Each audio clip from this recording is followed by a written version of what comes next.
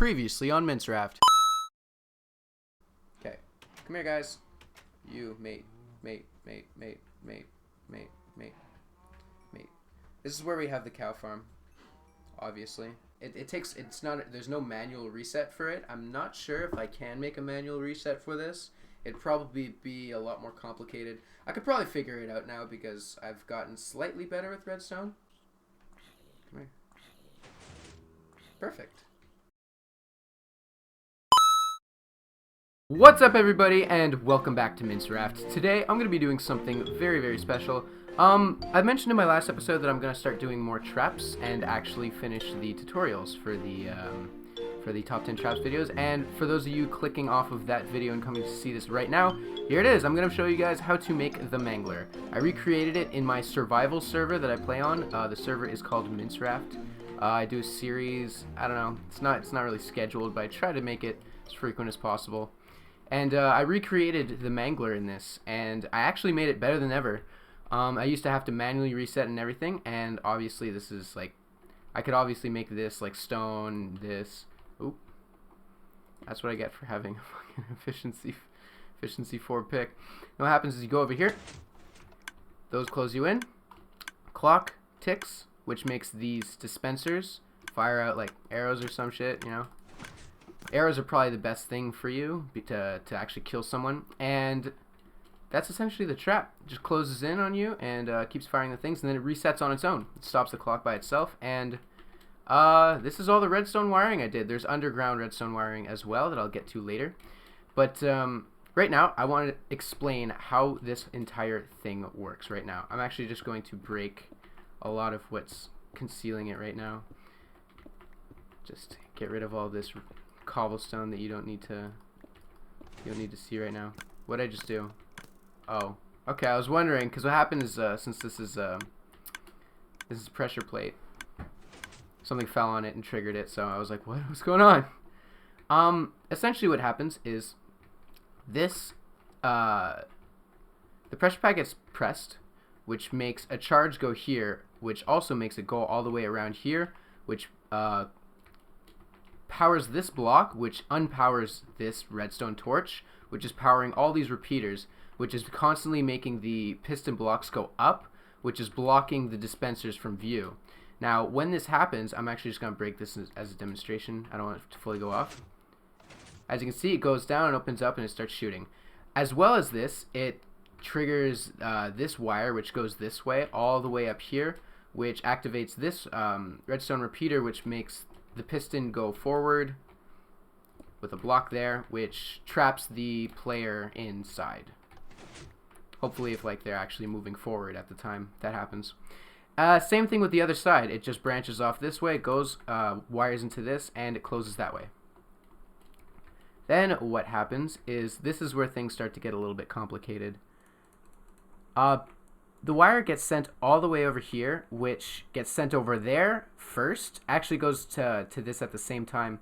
What happens here, this is I think it's called an RS NOR latch. I'm not sure.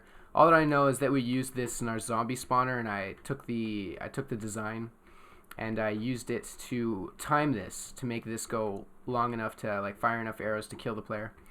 And then what happens is the redstone goes here, which turns off this torch, which turns off this redstone, which makes, because this torch is powering this redstone, which is making this torch stay off.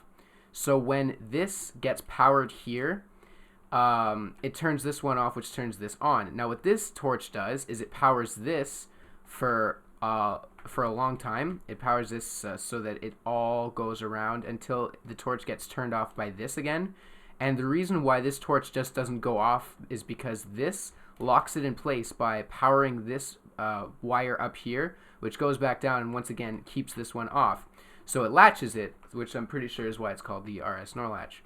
And then it gets sent around here. I could actually make this over here, but the reason why I didn't is because then the two wires would be touching and I don't actually want that.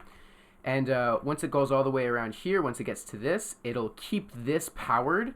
If not, it would just turn off as soon as the one revolution goes around, because what happens is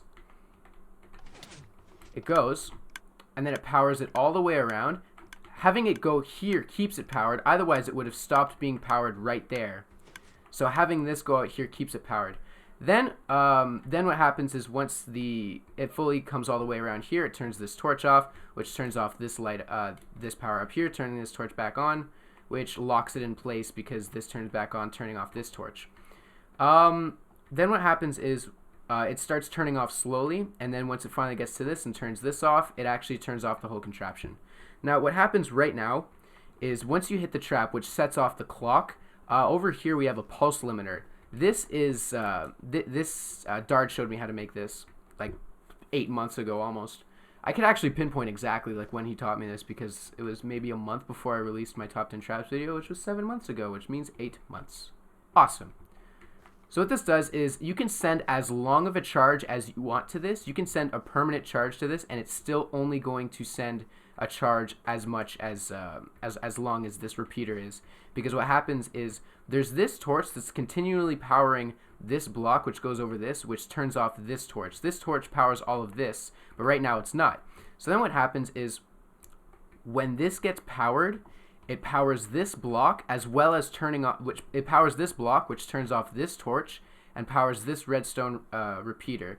Now this repeater, since it's set to 2 ticks, it has time for this torch to be on long enough to start the 2-tick clock, because otherwise the clock would not have a long enough time to start. And then it immediately turns it off, because once the repeater is done charging, it turns off the torch immediately, and it doesn't matter how long this stays on, it's still only going to have sent the charge once, which is why it's a pulse limiter.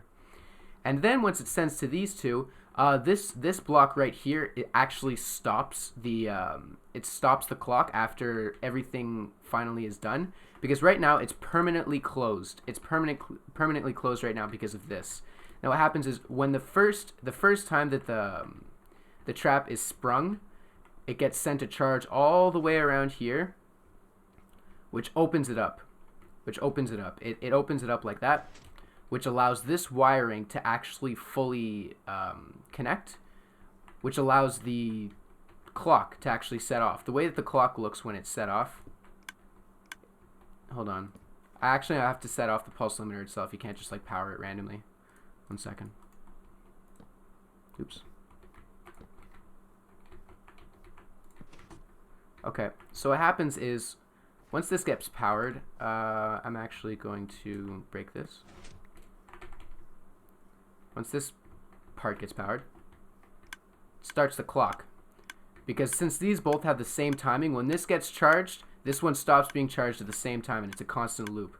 This allows these dispensers, by the way, if it was a shorter tick than this, the dispensers would not go off, you would need repeaters. I just like it so that it's one straight wire.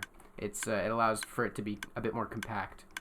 And so then once this goes on forever, by the way. This goes on for as long as possible. Then what happens is once this gets fully finished, it sends another pulse to this, because right now this is off. It sends another pulse to this, which turns this back on, stopping the clock. And that's how it works. That's how the Mangler works, guys. Hopefully this tutorial helped you guys out with this. I mean, I feel like I was pretty spot on when it came to explaining it. I don't think I really messed anything up. I may have gone a little bit too fast for a few of you guys. I'm not sure, because there's 2 different types of people who watch my video. People who know about redstone and people who don't. The people who know about redstone probably understood all of this before I even started explaining it. And the people who don't understand redstone, well, you guys have to tell me if you understand how it works, because I have it all laid out. This is all in the open. There's no hidden redstone. I explained what every single bit does perfectly. Well, what I thought was done perfectly. And I wonder if you guys feel the same way. So let me know. Let me know if I explained this well, or think maybe I should go a little bit slower in my videos, or maybe I should like actually build the thing from the start, because this actually took me about half an hour to build, because like I've gotten better with redstone. I mean, the first time I built this, it took me a couple of days because I had to figure out how everything worked, and I didn't even have the latch. I just had the clock and the the pistons, and I actually had the way that these close. I had the way that those close actually very, very differently, instead of all just wiring it to one wire.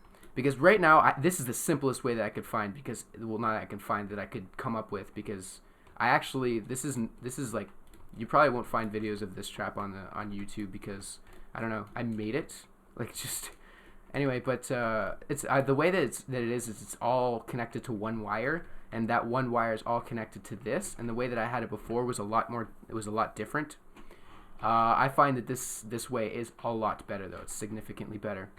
Now, in practice, it should work perfectly. And then these get set off, locks you in, can't get out. Obviously, you can break out if you want, but if there's doing an adventure map, maybe you're not allowed to, like, break stuff in an adventure map. Oops. So, this really isn't designed to, like, trap someone in a vanilla server. But, like, maybe in, like, a server that you have where it's, like, all your stuff's owned, if you don't want people to, like, screw around in your stuff, you could put down a pressure pad that's not actually zone locked. I know that there's a lot of people who put down, like, stuff, and if you're not, like, a resident of that area, you're not allowed to use or trigger something. What you could do is maybe put down something where that doesn't apply to it, and then when they step over this, they get trapped inside of it and die. And that's what they get. And that's what they get for screwing with your stuff. I don't know. I'm just trying to come up with practical ways of using this trap. I just think it's cool, in my opinion. Like, I'm going to be doing more of these traps, obviously. I'm going to be finishing up my tutorials. Also, I'm going to make other traps as, like, in addition to this one, just because, I don't know, I find they're really, really fun and cool to do. So, other than that, guys, I hope you all enjoyed this episode of MinceRaft. Probably very, very different than my other episodes, so I don't know. Let me know if you guys are looking forward to more of this kind of stuff. So, thanks all for watching, guys. Peace.